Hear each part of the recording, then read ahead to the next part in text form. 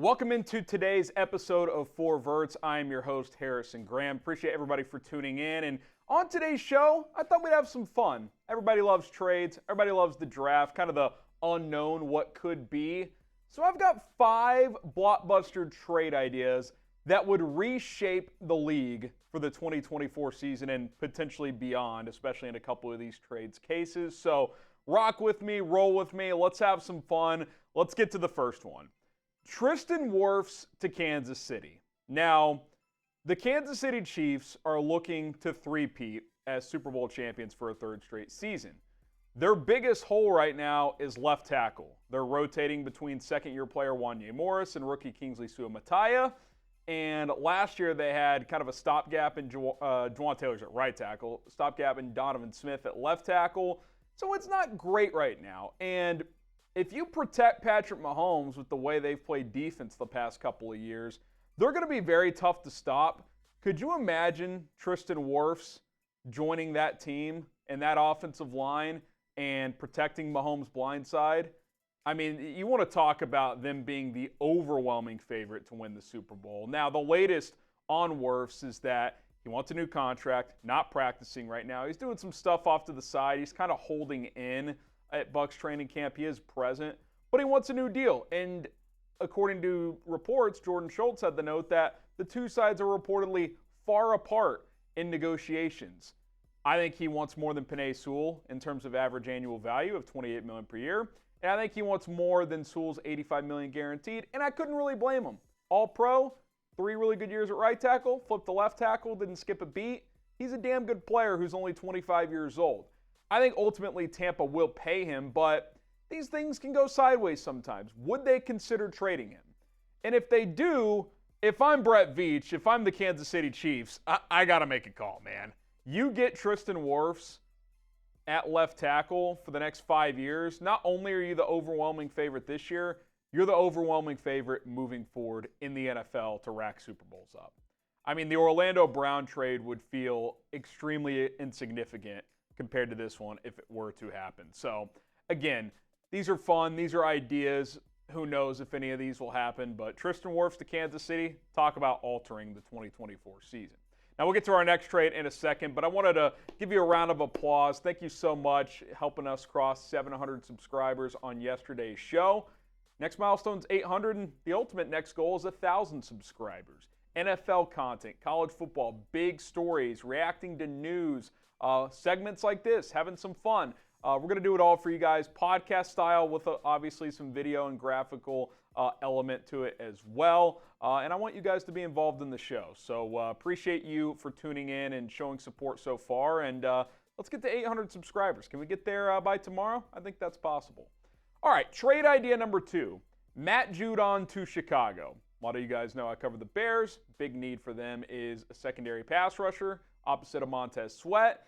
And he would be incredibly impactful. There's no question about it. And I think he might be gettable because things are potentially going sideways in New England. On Monday, he's been holding in. He was at training camp, but he was caught on camera having kind of a heated exchange with head coach Jerod Mayo, and then later an exchange with Eliot and another executive, and then he left the practice field. We don't know the full context of that. But what we do know is at today's practice, he was not present. He was not seen. Now, there could be a million reasons for that, but is he potentially shifting to a holdout now? And the reason he's frustrated is because the Patriots have extended a ton of their own guys, players not as good as Matt Judon. And he's like, what about me? And we talked about it yesterday. From the Patriots standpoint, I get it. He's going to be 32 next month. I would just move on from him. Final year of his deal, trade him, get what you can for him. I think out of all the trades we're going to talk about today, this one's the most realistic, where you've got an aging player on a team that's gone young, new head coach, new GM, etc. Like, trading Matt Judon makes sense. And for the Bears, if they're trying to make moves this year, you got a third-year head coach in Matt Eberflus, who's not on a scorching hot seat, but needs to continue to take steps to show he can be the guy. Well, giving him Matt Judon, another elite pass rusher, would certainly help. Maybe you give him like a 2-year contract extension, $50 million or something like that to keep him happy. I think that could end up working out for both sides. Second, third round pick for Judon. Maybe it's more of a third. You may not get top dollar if you are New England right now.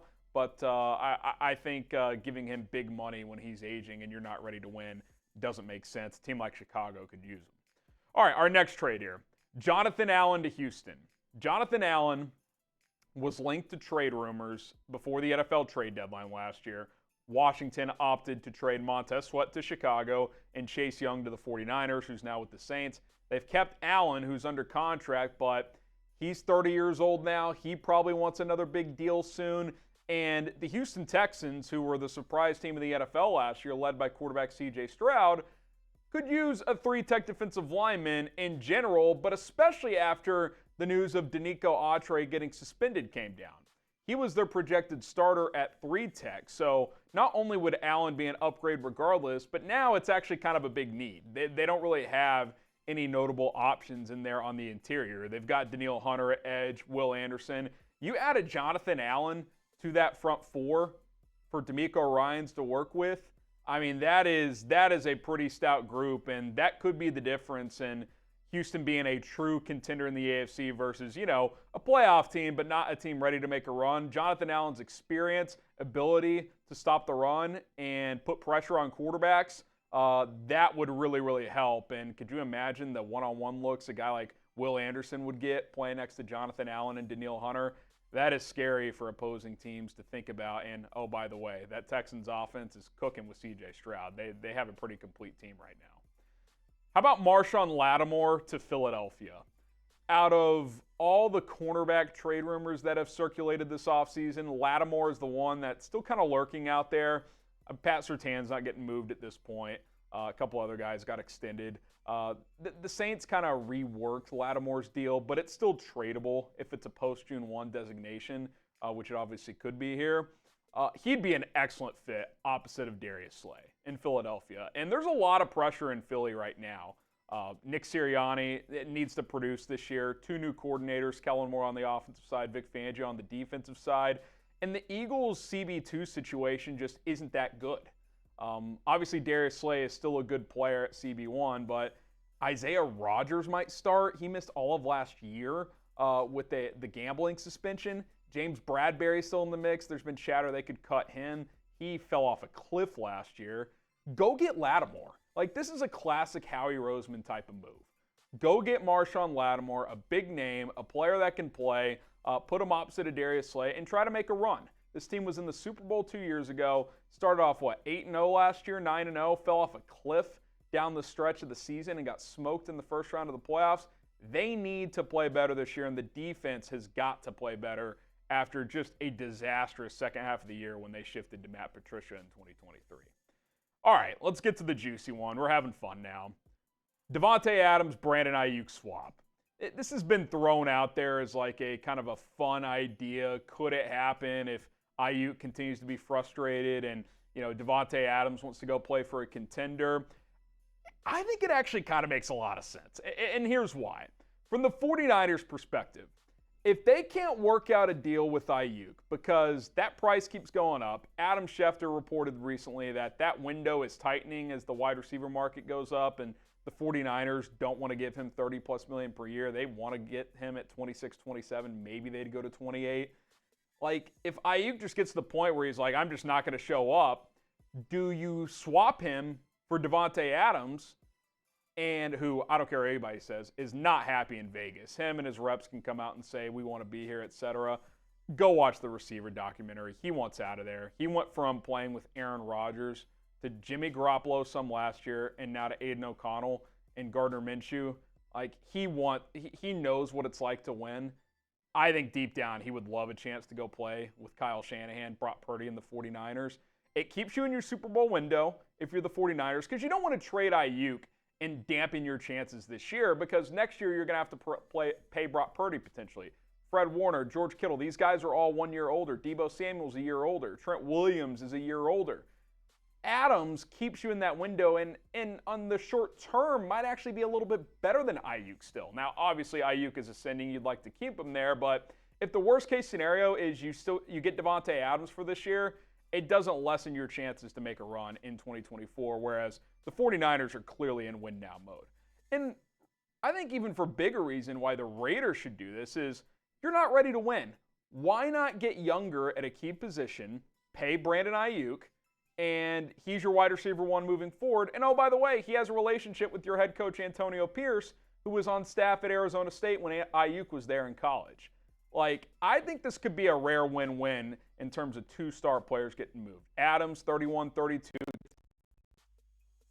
The 49ers, who would like to keep Aiyuk, but maybe don't want to pay him what he wants. They absorb Adams, who, after this year, they can make a decision on. If they don't want to pay him, they can get out of his contract. Like, there's a lot of options for San Francisco beyond 2024 if they take on Adams' contract. So I think it could be a win-win. It would certainly be juicy as hell if it happened. One of the bigger trades I think we've seen in a long, long time. I don't think we're there yet. We'll see where this Aiyuk thing goes with the 49ers, but they clearly want to win this year, and if they can't keep Aiyuk and make that work, if you could get Adams out of it, that would be a very, very good consolation prize, no doubt about it. All right, 5 blockbuster trades in the books for you guys. Listen, if you have any trade ideas, drop them in the comments down below. If we have enough good ones, maybe I'll break some down here on an episode of For Verts, so be sure to do that, and don't forget to subscribe as we will continue to plug out more NFL and college football content here on a daily basis. My name is Harrison Graham. We'll see you guys soon.